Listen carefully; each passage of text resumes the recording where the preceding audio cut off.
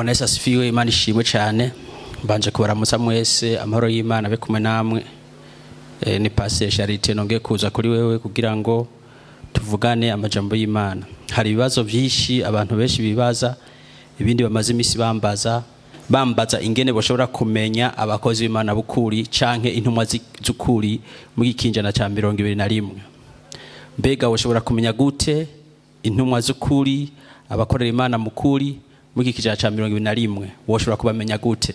Ibintu byose ibibazo zawibaza Imana yaramaze kubitangira inyinshi muri Bibiliya, mu gitabo cera ca Bibiliya.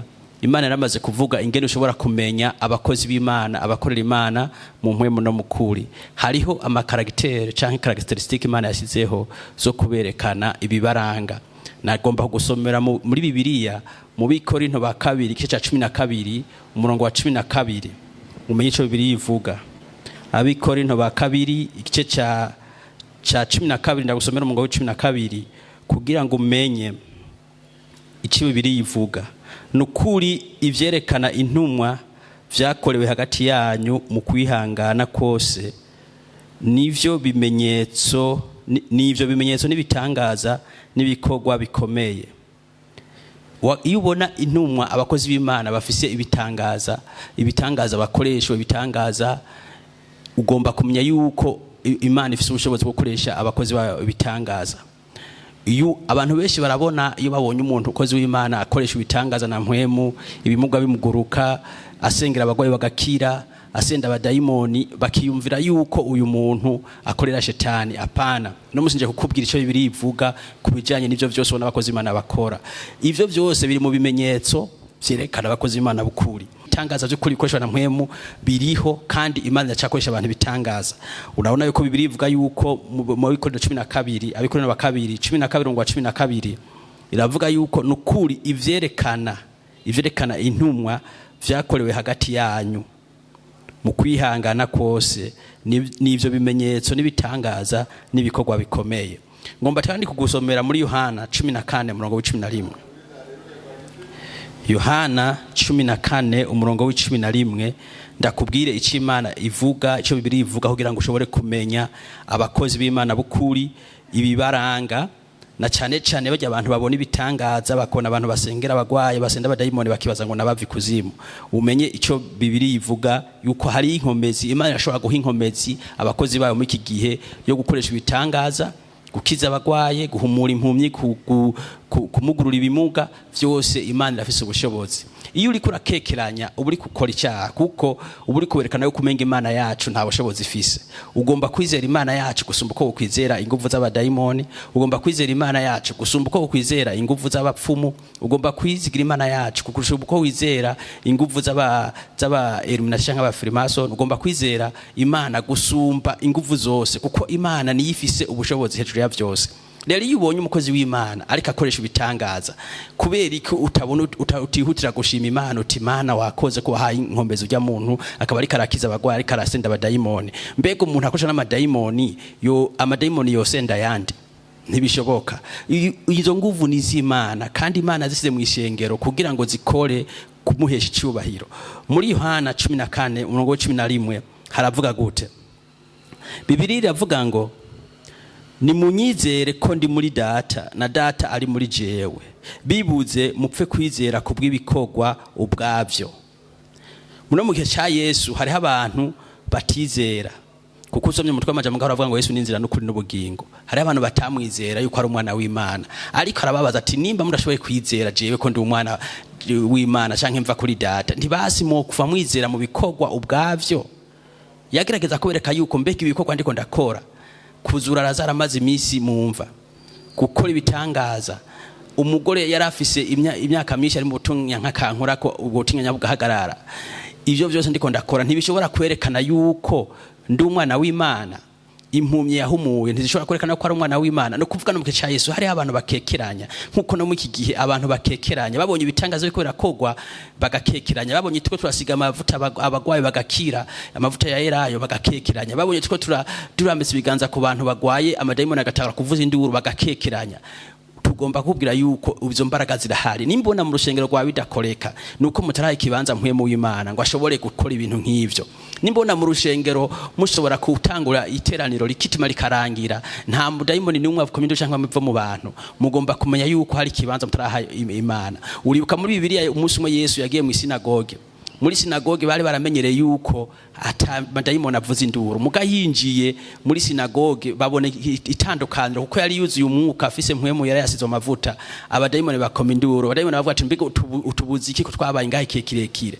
Nukuvuga nimba mu rushengero rwawe canka huri umurongozi w'ishengero canke umupase canke umukozi w'Imana ahaye ikibanza mpwemu yera akinjira cyane mu vy'impwemu, uzotangura kubona itangazo takoreka. Uzotaka kubona yinjira mu rusengero abadayimoni bakiruka.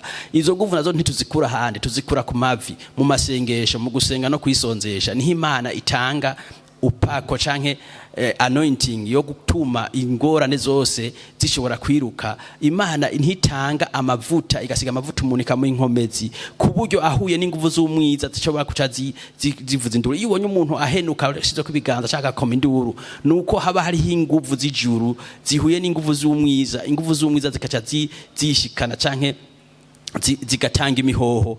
Tuvyita kwishikana, gutanga imihoho. Niho uzobona umuntu aca koma induru nkuko vyagenze muri yo sinagogi ngo mbega utubaziki utuburiziki, kuko bandayimoni yari amenyereye kwinjira akurikira abantu mu sinagogi agasohoka, akinjira kurikana mu sinagogi agasohoka. Ntiyamenya ko umunsi umwana w'Imana ari hari yasizwe amavuta amadayimoni acavuza induru. Rero Yesu ariko arababwira ati nimba mudashoboye kwizera je ko ndi umwana w'Imana, ko navuye kuri data na data ari kumwe nanje, basi ntimwovuma mwizera kubw'ibikogwa n'ibitangaza. Hari abantu benshi mu masengero batizera, batibaza yuko Imana ikora ibitangaza. Mbere niyo hasohotse ubuhanuzi canke ubuvugishwa bagapinga bakabona yuko atari ivyo. Naje kubwira yuko urabe neza ntukora amakosa. Kubirira avuga ngo ntihagire umuntu n'umwe ashobora gukengera ubuvugisho bw'Imana, ntushobore gukengera, ariko ubu ukurikirane urabe ko Imana ico yavuze igishitsa nkuko Bibiliya ivuga muri Yesaya 55 umurongo w'10 na 11 ngo nkuko imvura igwa ivuye mu ijuru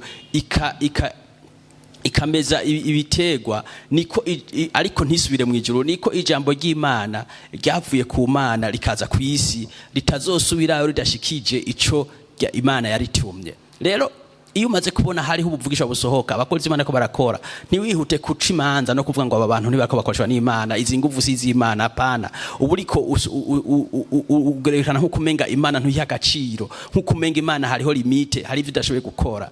Uribuka igihe Sara Aburahamu yakira abamarayika baramubwira bati kutwakiriye ukatwoza ibirenge, mu gihe nk'iki tuzogaruka ngaha umugore wawe Sara afise ikibondo. Sara yaratwenze, amaze gutwenga baramubaza bati none wewe kutwenga nibiki? Sara arahanka ati jewe sinatwenze, ariko umumarayika baramubwira bati twakonye batwenze ko mpwemu w'Imana ntiyihenda. Ariko bashi baramubaza ikibazo ati mbega hari ikintu na kimwe kidashoboka imbere y'Imana? Wewe yuri kuravuga yuko atabakoze Imana bakoresha ibitangaza, uburi kupinga ubushobozi bw'Imana, uburi werekana yuko nkaho umenga Imana twizeye ntishoboye, ucumenga shitani yofite inguvu zo gukiza abagwaye, zo guhumura impumye, zo gukiza ibimuga, gusumba Imana yifise ubushobozi kuri byose. Ibitangaza bikoretse, ubonye hariko bakora itangaza mu makrusade, ubonye ko bakora itangaza mu bikorane bikuru, wemenya yuko ari Imana irikira bikoresha. Menya yuko icyubahiro kigomba kugaruka ku Mana. Abavugisha ariko bavugisha mu mpwemu no mukuri duhesha Imana icyubahiro. Abagwayi bagasengerwa, abagwaye umugera, abagwaye ingwara zitandukanye, kansere n'ibindi barasengerwa bagakira, duhesha Imana icyubahiro, kuko icyubahiro cyose ni cy'Imana. Nta yindi Mana nimwe ikwiye guhabwa icyubahiro atari Imana yo mu ijuru. Rero iyo turabona ibitangazo biko birakoreka, hesha Imana icyubahiro. Ntiwihute kwiyumvira ngo izi nguvu si z'Imana oyaye. Na wewe aho uri kuranyumviriza, udugije ukwizera kwawe ukagira ukwizera gukwiye, ukaje imbere y'Imana ukayisaba Imana yo guhingabire zo gukiza abagwayi, Imana yo guhingabire, kuko ingabire Imana iratanga ingabire uko yabigabiye. Bamwe yarabatoranje kuba bigisha, abandi yarabatoranya kuba bungere, abandi Imana irabahingabire zo kuba intumwa, abandi irabahingabire aribo twita aba apostles. Imana abandi irabahingabire zo kuba abahanuzi. Rero izo ngabire zose zirahari, n'ingabire zo gukiza, zo gukora ibitangaza zirahari, kandi zose ziri mu mubiri wa Kristo ariyo shengero, kugira ngo ishengero rishobore kuba ryubatse ryongeye ryuzuye. Izo ngabire zose ziri mu rusengero kugira ngo ziheshe Imana icyubahiro. Igice cyanyuma ngomba kugusomera kugira ngo ndangize kuri uyu munsi nzogaruke nzanishura ibibazo muza mumbaza. Ngomba kugusomera muri Mariko 16 umurongo wa 17. Muri Mariko 16 umurongo wa 17 Bibiliya iravuga ngo kandi ibimenyetso bizokwama biboneka kubizera nibi. Kandi ibimenyetso bizokwama biboneka mu kubizera nibi. Bazosenda abadayimoni mu izina ryanje, bazovuga indimi nsha. Uza wumva hari abantu bavuga indimi wewe udatahura, ukiyumvira none we ariko avuga iki. Ivyo vyose ni ingabire za mpwemu yera. Umuntu wese yizeye Imana namuha ubushobozi bwo gusenda abadayimoni mu izina rya Yesu. Nico gituma keshi ubona turiko turasiga tuvuga tuti mu izina rya Yesu turangiza, cyane turiko turikana abadayimoni tuvuga ngo muvemwo mu izina rya Yesu, muvemwo mu izina rya Yesu. Kubera iki? Ni mandate twahawe, ni mandate twahawe n'Imana yuko tuzosenga abadayimoni mu izina rya Yesu. Ntushobora kuzana abadayimoni mu izina rya Charite. Izina rya Charite nta bushobozi rifite bwo gusenda abadayimoni. Ntushobora gusenda abadayimoni mu izina ry'umupaseri runaka, nta bushobozi rufise. Afise nta zina na rimwe dufise kw'irisi rifise ubushobozi twoshobora gukoresha mu gusenda abadayimoni. Izina ryonyene rifise ubushobozi dushobora gukoresha gusenda abadayimoni ni izina rya Yesu. Nimba ubonye n'umugwaye uhuye n'umugwayi, mubwire yizera Imana, umusengere mu izina rya Yesu Kristo. Wirukana ingwara zimurimo mu izina rya Yesu Kristo, kuko niryo zina twahawe.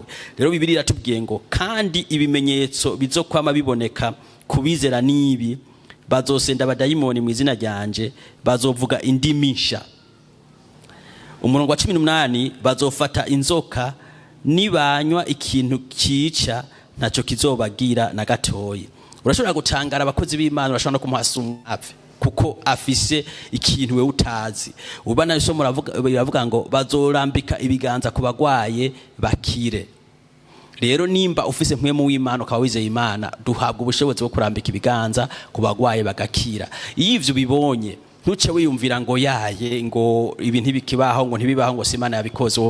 Ivyo vyose birakoreka mu izina rya Yesu. Rero iyo urabona Imana iriko irakoresha abantu bitangaza, ntiwihute kuvuga ngo canke gutekeranya mu byo bitangaza no kutavyizera, ukihuta kubona yuko umenga nta mukozi w'Imana yakoreshwa ivyo. Apana, uburiko utesha agaciro kwa c'Imana. Ugomba kumva ahubwo yuko ukwiye guhesha Imana icubahiro kubwo bitangaza bikoreka, kuko izo nguvu Imana yazihaye ishengero. Nkuko Yesu yavuze ati ngomba kugenda ariko nzobarungikira umwitsa, nzobarungikira umufasha, kandi muzoshobora gukoreshwa n'ibiruta ivyo jewe nakoze. Yesu bwenye n'ubwiwe yavuze yuko abakozi b'Imana tuzokoreshwa tumwizeye, tukamuha ikibanza mu mitima yacu, tuzokoreshwa n'ibiruta ivyo yakoze. Usomye muri Matayo 10 ndagusomera umurongo w'8 mu kurangiza. Bibiliya iravuga ngo Dimere ku murongo w'indwi, Matayo 10 tureke ku murongo w'indwi, uko mugenda kose mwigishe muti ubwami bwo mwijuru buri hafi. Turigisha ko ubwami bw'Imana buri hafi. Bibiliya ivuga ngo mukize abagwaye, muzure abapfuye, mukize abanyamibembe, musende abadayimoni, mubihe ubusa, mubitangire ubundi. Iyo turagenda Imana yaduhaye manda yo gukora ikorwa cyayo, dufise umwanya wo gukora, twigende twigisha ubutumwa bw'Imana, twimenyesha abantu yuko ubwami bw'Imana buri hafi, kandi tuhabwa n'ubushobozi bwo gukiza abagwaye. Umurongo 8, mukiza abagwaye, muzura abapfuye, mukiza abanyamibembe, musenda abadayimoni, mubihere ubusa, namwe mubitangire ubundi. Nje mu buherutse navuze nti niyo ubona abantu bagomba kugusengera bakagomba kurisha amafaranga, ntabwo ari bijanye n'ivy'ijambo ry'Imana twigisha. Gusenga ni ku buntu, guhiteza n'abadayimoni ni ku buntu, kandi Bibiliya iravuga yuko twabihere ubusa tubitangire ubundi. Arico nagombye kwereka uno munsi nuko iyo abantu ubona abantu basenda abadayimoni bakiza, basengera abagwaye bagakira, baba babiherewe ubuntu. Rero yuko urabona ivyo ntibiko birakoreka, umenye yuko ugomba guhesha icubahiro Imana, usenge ugakira, ugaruke gushimira Imana. Ufise abadayimoni bakakuvamwo, ushimira Imana kuko ari imbaraga z'Imana zagukijije. Imana iguhezagire, iguhumugisha. Tuzosubira kandi kwino channel Divine Revelation TV. May God bless you. Amen.